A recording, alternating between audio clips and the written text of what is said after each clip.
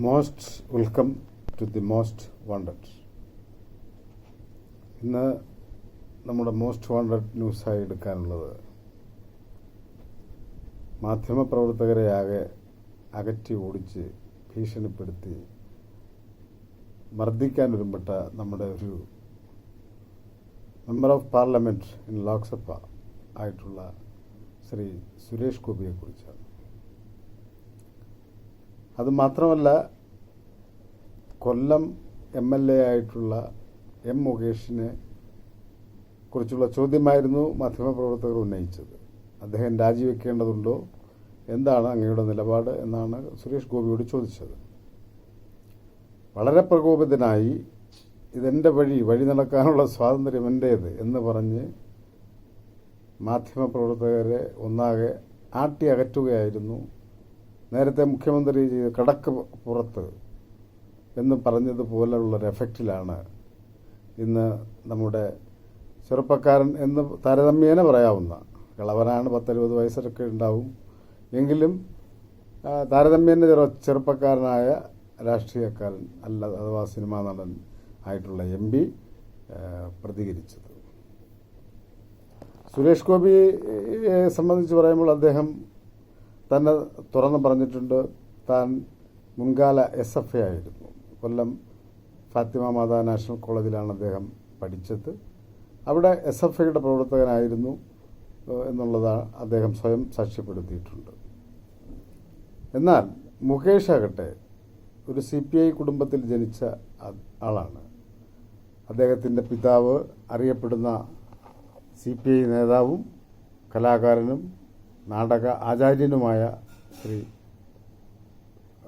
O. മാധവനാണ്. അതേപോലെ തന്നെ അദ്ദേഹത്തിൻ്റെ മാതാവ് നല്ല നാടക സിനിമാ നടിയാണ് വിജയകുമാരി. അദ്ദേഹത്തിൻ്റെ കുടുംബം ഒരു സഹോദരിയുമുണ്ട്. കുടുംബപരമായി തന്നെ അവർ CPIയിൽ അടിയുറച്ച് നിന്നവരാണ്. പാർട്ടി പിളർന്ന് രണ്ടായപ്പോഴും O. മാധവൻ CPIയിൽ തന്നെ അടിയുറച്ച് നിന്ന് ആ പാരമ്പര്യമാണ് യഥാർത്ഥത്തിൽ ശ്രീ മുകേഷിന് അവകാശപ്പെടാവുന്നത്. പക്ഷേ എങ്ങനെയോ വിദ്യാർത്ഥി സംഘടനാ രംഗത്ത് പോലും ഇല്ലാതിരുന്ന മുകേഷിന് എന്ന് പറഞ്ഞാൽ അന്ന് കുണ്ടറ ജോണി എന്നറിയപ്പെടുന്ന താരതമ്യേന അത്ര പ്രസിദ്ധമല്ലാത്ത, അത്ര വലിയ ക്യാരക്ടറെ ഒന്നും ചെയ്യാത്ത കുണ്ടറ ജോണി പോലും അന്ന് SFI പ്രവർത്തകനായിരുന്നു. കാരണം എനിക്കിത് വ്യക്തമായി അറിയാവുന്നതെന്ന് പറഞ്ഞാൽ ഞാൻ ഒരു പഴയ കാല ഇവരെക്കാൾ ജൂനിയറായിട്ടുള്ള എങ്കിൽ പോലും ഒരു ജില്ലാ അടിസ്ഥാനത്തിൽ പ്രവർത്തിച്ച ഒരാളാണ്, ജില്ലാ പ്രസിഡന്റായി പ്രവർത്തിച്ച ഒരാളാണ്. അപ്പോൾ എനിക്കറിയാം മുൻകാലങ്ങളിൽ ആരൊക്കെയാണ് പ്രസിദ്ധരായിട്ടുള്ളവർ അവിടെ പഠിച്ചതെന്നും കൊല്ലത്ത് വിദ്യാർത്ഥി പ്രസ്ഥാനവുമായി നാഭീനാള ബന്ധമുള്ളത് ആർക്കൊക്കെയാണ് എന്ന് വ്യക്തമായി അറിയാവുന്ന ഒരാളാണ്. എന്നാലും ഞാൻ ഈ മുകേഷിൻ്റെ വിദ്യാർത്ഥി സംഘടന രംഗത്തോ തുറന്ന യുവജന രംഗത്തോ ഒന്നും കാണാൻ കഴിഞ്ഞിട്ടില്ല. പക്ഷെ അദ്ദേഹം സംഗീത നാടക അക്കാദമി ചെയർമാനായിട്ട് അവരോധിക്കപ്പെടുമ്പോഴാണ്, അത് ഒന്നാം പിണറായി സർക്കാരിൻ്റെ കാലത്താണ്, അതിന് തൊട്ട് മുമ്പ് VS അച്യുതാനന്ദൻ്റെ ഭരണകാലത്ത് അദ്ദേഹം സംഗീത നാടക അക്കാദമിയുടെ ചെയർമാനാകും. ആ ചെയർമാനാകുന്നതിന് അദ്ദേഹത്തെ സജസ്റ്റ് ചെയ്തത് അന്നത്തെ പാർട്ടി സെക്രട്ടറി കൂടിയായിരുന്ന ശ്രീ പിണറായി വിജയനാണ്. എന്തായാലും അതിനുശേഷം നാട്ടിൻപുറത്ത് ആളുകൾ പറയുന്ന പോലെ വെച്ചടി കയറ്റമാണ് നമ്മുടെ മുകേഷിനുണ്ടായത്.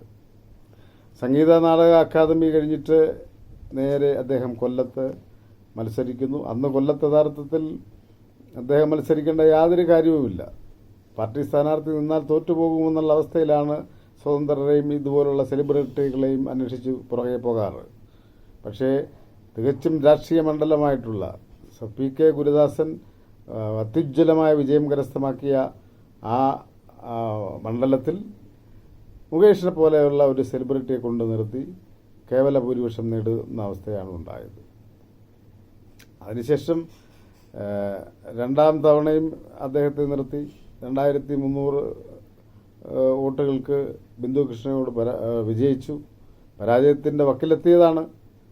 എങ്കിലും താൽക്കാലികമായി വോട്ടിൻ്റെ എണ്ണത്തിൽ ഒരെണ്ണമായാലും അധികമുണ്ടെങ്കിൽ അത് വിജയമായി കണക്കാക്കാം. ആ ഇക്വേഷനിൽ അദ്ദേഹം വിജയിച്ചു എന്ന് പറയാം. അതിനുശേഷം 2014 പാർലമെൻറ്റ്, ഇതിനിടയ്ക്കാണെങ്കിൽ മന്ത്രിപദം കിട്ടിയാലോ മുകേഷിനോട് ആരോ പത്രലേഖകർ ചോദിച്ചു, താങ്കളെ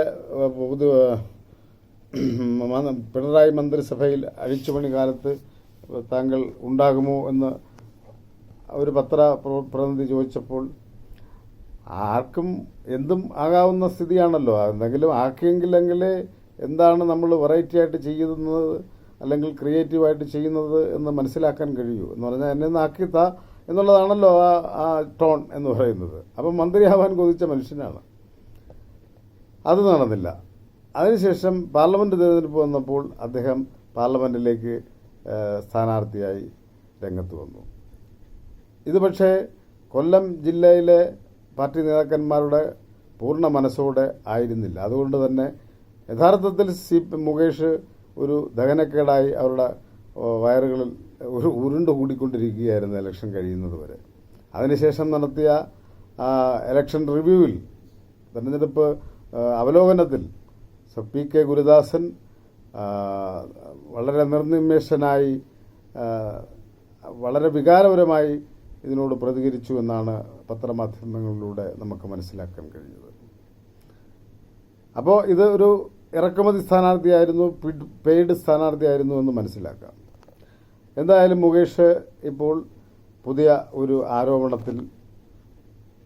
ആരോപണമല്ല, ഒരു ലൈംഗികമായ ബലാത്സംഗത്തിന് ഒരു പെൺകുട്ടിയെ, അത് 16 വയസ്സാകുന്നതിന് മുമ്പേ ഇരയാക്കി എന്നുള്ള വാർത്ത പുറത്തു വന്നിരിക്കുന്നു.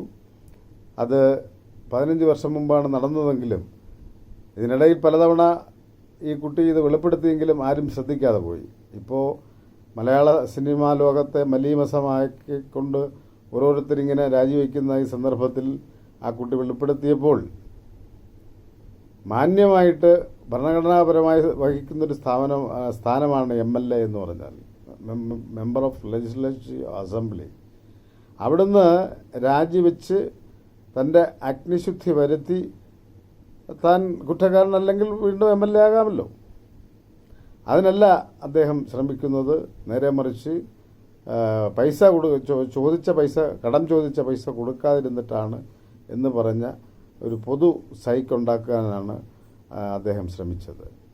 എന്തായാലും നാളെ CPM-ൻ്റെ ഇന്നത് റെക്കോർഡ് ചെയ്യുന്നത് 29-ാം തീയതിയാണ്. നാളെ വെള്ളിയാഴ്ച സാധാരണയുള്ള CPM-ൻ്റെ സംസ്ഥാന സെക്രട്ടേറിയറ്റ് ഉണ്ടാവും. തീർച്ചയായിട്ടും സംസ്ഥാന സെക്രട്ടേറിയറ്റ് ഈ കാര്യം പരിഗണിച്ച് ഇത്രയും പേർ രാജിവെച്ച സ്ഥിതിക്ക് ഇനിയും ഒരുപക്ഷെ ഒരു പട്ടിക സ്ത്രീകൾ ഇദ്ദേഹത്തിനെതിരായിട്ട് പരാതിയുമായിട്ട് വരാൻ സാധ്യതയുള്ള ഏക സിനിമാ നടൻ അത് മുകേഷാണെന്ന് പാർട്ടി നല്ലവണ്ണം തിരിച്ചറിയണം. അത്തരം സ്വയംകൃത അനർത്ഥങ്ങൾ വരുത്തിവെക്കാൻ പാർട്ടി തയ്യാറാകരുത് എന്നുള്ളതാണ് വളരെ വിനയമായിട്ട് ഒരു പാർട്ടിയെ സ്നേഹിക്കുന്ന ഒരാളെന്നുള്ള നിലയ്ക്കും ഒരു മാധ്യമപ്രവർത്തകൻ എന്നുള്ള നിലയ്ക്കും എനിക്ക് പറയാനുള്ളത്. ഇവിടെ പ്രധാന വിഷയമായി നമ്മൾ കാണേണ്ടത് മലീമസമായ ഈ മലയാള സിനിമാ ലോകത്തെക്കുറിച്ച് ഒരക്ഷരം മിണ്ടാതെയാണ് ഈ സുരേഷ് ഗോപി മാധ്യമങ്ങൾക്ക് നേരെ ചെകിട്ടത്തടിക്കുന്നത് പോലെയുള്ള പ്രതികരണം നടത്തിയത്. എന്തിനാണ് മാധ്യമങ്ങൾക്ക് നേരെ എല്ലാവരും മാധ്യമങ്ങൾക്ക് നേരെയാണ് അവരുടെ ആക്രോശം കാണിക്കുന്നത്, വൈരാഗ്യം കാണിക്കുന്നത്? ഇപ്പം നാട്ടുകാരെ അറിയിക്കാൻ വേണ്ടി പത്രപ്രവർത്തകർക്ക് കാര്യങ്ങൾ അന്വേഷിക്കാതിരിക്കാൻ പറ്റില്ലല്ലോ. അങ്ങനെ അന്വേഷിച്ച് ചെല്ലുമ്പോൾ അവിടെ ചന്തയിൽ തോറ്റതിന് അമ്മയ്ക്ക് അങ്ങനെ പറയുന്നൊരു പഴഞ്ചൊല്ലുണ്ടല്ലോ. എന്തായാലും അങ്ങാടിയിൽ തോറ്റതിന് അമ്മയോട് എന്ന് പറയുന്നത് പോലെ ഇവിടെ സുരേഷ് ഗോപി പത്രക്കാർക്ക് നേരെ ആക്രോശം വർദ്ധിക്കുകയാണ്. ഇതെല്ലാം സൂചിപ്പിക്കുന്നത് എന്താണെന്ന് വെച്ചാൽ അമ്പ് കൊള്ളാത്തവരില്ല കുരുക്കളിൽ എന്ന പഴയകാല പഴഞ്ചൊല്ലാണ്. അത് പഴഞ്ചൊല്ലിന് പതിരില്ല എന്ന് പറയുന്ന പോലെ അതിലൊട്ടും മായം ചേർക്കേണ്ട കാര്യമില്ല, കള്ളമല്ല എന്നുള്ള അനുഭവങ്ങളാണ് ഓരോരോ ദിവസം കഴിയും തോറും മലയാള സിനിമാ ലോകത്ത് നിന്ന് പുറത്തേക്ക് വരുന്ന വിവരങ്ങൾ. എന്തായാലും മലയാളികൾ, അത് കേരളത്തിനകത്ത് താമസിക്കുന്നവരും പുറത്ത് താമസിക്കുന്നവരായാലും, ഇങ്ങനെ ഇവരെയെല്ലാം അഭ്രപാളികളിൽ ചന്ദ്രനെ പോലെ തിളങ്ങുന്ന ആളുകളെ, ഉപഗ്രഹങ്ങളെ പോലെ തിളങ്ങുന്ന ആളുകളെ സൃഷ്ടിച്ച മലയാളി എന്ന് പറയുന്ന ആസ്വാദക വൃന്ദം ഒറ്റക്കെട്ടായി ഒറ്റ മനസ്സായി ഈ മാലിന്യത്തെ തൂത്തെറിയാൻ തീരുമാനിച്ചാൽ തീരുന്നതേയുള്ളൂ ഈ മാലിന്യങ്ങൾ എന്ന് തിരിച്ചറിയാൻ നമുക്ക് കഴിയണം. അതിന് പരസ്പരം ഉള്ള കമ്മ്യൂണിക്കേഷനിൽ ഈ ആശയം കൂടി പങ്കുവയ്ക്കണം എന്ന് മാത്രം അഭ്യർത്ഥിച്ചുകൊണ്ട് നിർത്തുന്നു. വീണ്ടും കാണാം. നന്ദി, നമസ്കാരം. Most wanted.